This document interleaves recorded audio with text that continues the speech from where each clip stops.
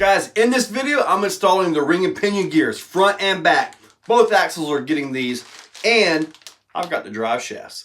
We're gonna get a good close look at these, and then get to the install, and then we're taking them for a drive. Let's go. Ring and pinions with shims and drive shafts. Let's get all this open. Let's check these happy things out right here. Nice. Heavy gears, 45 steel, hardened, heat treated. Yeah, no more broken gear issues at all. Luckily with the housings that I've got, the Vitavon housing seems to hold everything together, and the stock gears are still doing good. But you know what? These right here will assure that I don't have an issue. And the drive shafts, these things are set up nice. They've got a high angle cut to them so they can get the cut, and these have a lot of extensions. So if you have some kind of a custom application that needs an 8mm bore, drive shaft, these things right here can work for that as well. Very, very nice pieces. One more thing I want to point out, the phasing of the drive shafts are perfect. See that yoke right there all the way down to that one? They are perfectly aligned, and this is important. So yeah, that's a great thing to see. This is how the truck sits right now. We got a Monster XESC 1900 kV Hobbywing 1/8 scale motor, the Vitavon mount and all that to make all that bolt right in. If all you're doing are drive shafts, you can just simply take them loose and bolt the new drive shafts in. Super simple. However, we are doing a little bit more than that. So I get to take the axle assemblies out, and we're going to get to work. And I guess I'm going to go ahead and start with the front, since that's the most complicated part because of the steering stuff and all that. Wheels and tires are off, so now all I got to do is take the drive shaft and links loose, and the steering right here, and the pan hard mount right there. So all of that will be off and on the table in 3, 2, 1. Whether you have the stock housing or the Vitavon housing, the next process and all this stuff is the same. You take your kingpin bolts out, slide the axle assemblies out just like that, and while you're in it, go ahead and verify that your axles are staying in place, because I have seen where some guys are saying that these pins are coming out. So mine look like they're doing just fine. So axles are going to come on out, and then you got to take the diff cover loose. 4 bolts on the back side. Once you get that loose, then you get to the spool and all that, the stock ring and pinions, and then you can do a swap on those. With the diff cover off, you can see I'm kind of beating it up on the rocks. Here are your gears. These right here will pop out, nice and easy, and there's a stock pinion gear. You can see where this grease, I know a lot of you guys don't like this stuff, but it stays on the gears. I do like it. So I'm going to go and push this out, just like this right here. Now my gears are loose.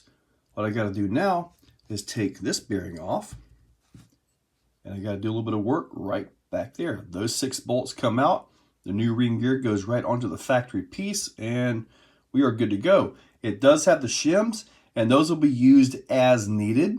With the ring gear off, I noticed something, and I should have checked it when I was into the axle housing when I first did the swap and all that.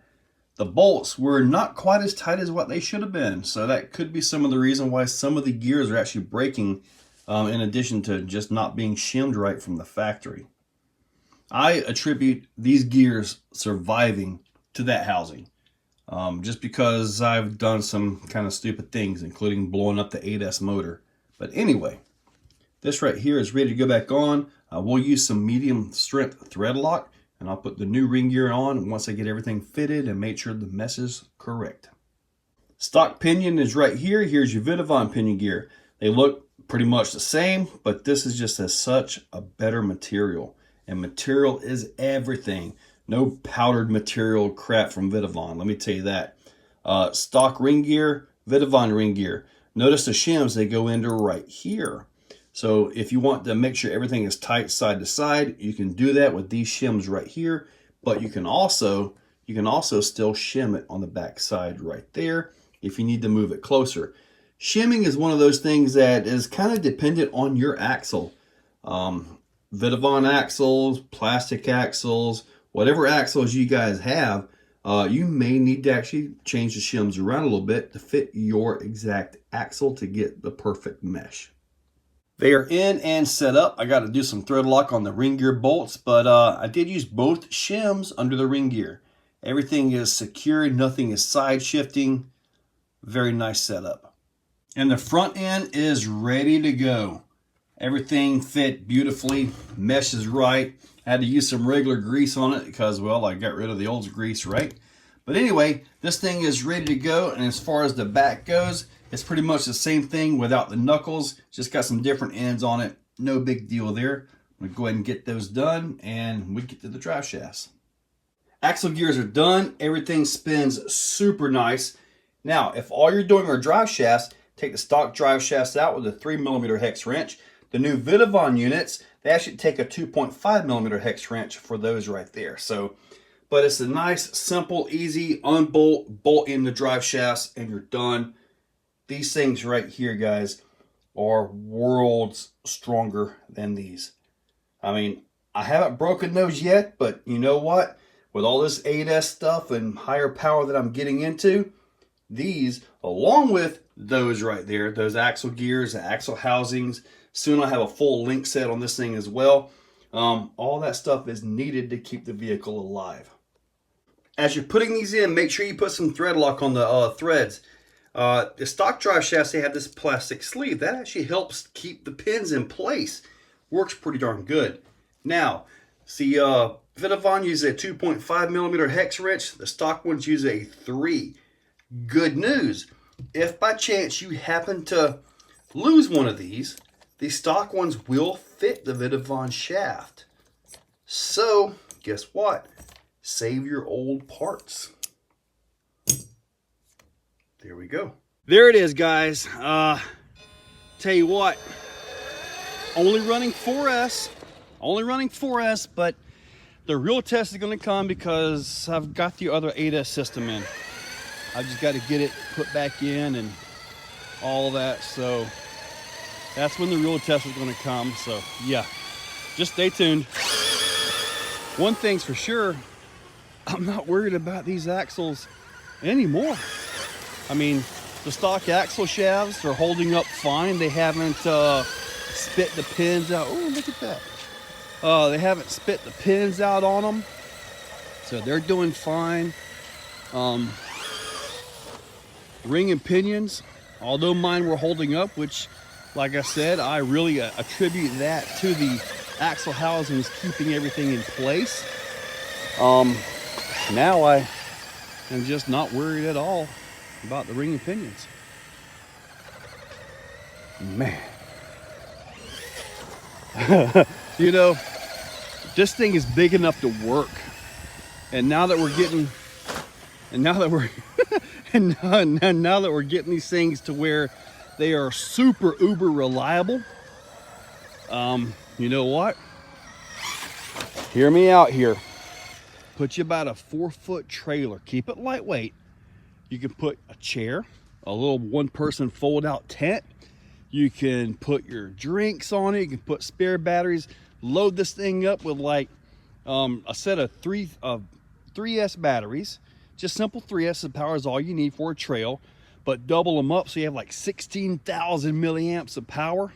Dude, you could go camping with this thing, and this thing can actually pull your camping gear. How awesome would that be?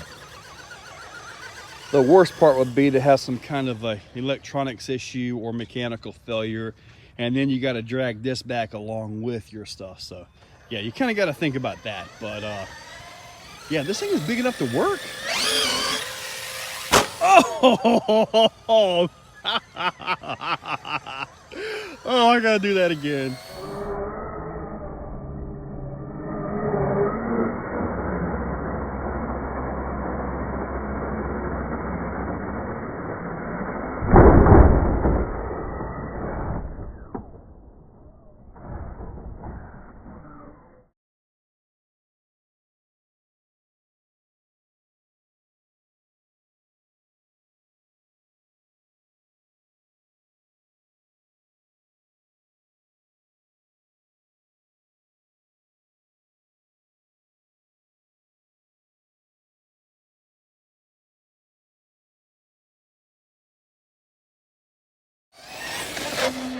That was a rough landing. It's all still there. Wow.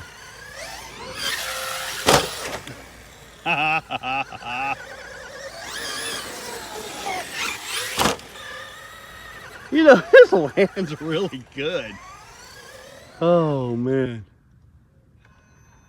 I got it in like trail mode, so I got like a forward, a brake, and a reverse. Nice. Not that I'm gonna do it, but I wonder if the stock axle housings are strong enough to take that kind of abuse. If you've jumped yours like I've jumped this one, have they survived?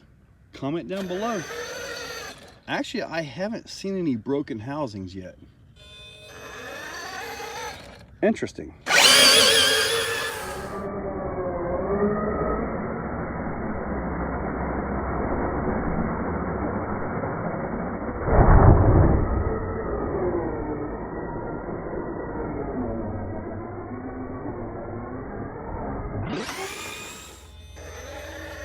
Oh.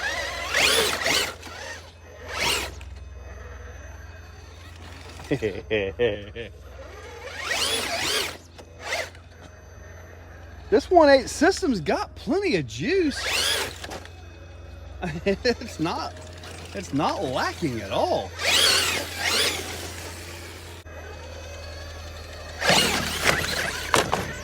Nice. Oh, no, not gonna get that. Got a plane overhead. Yo!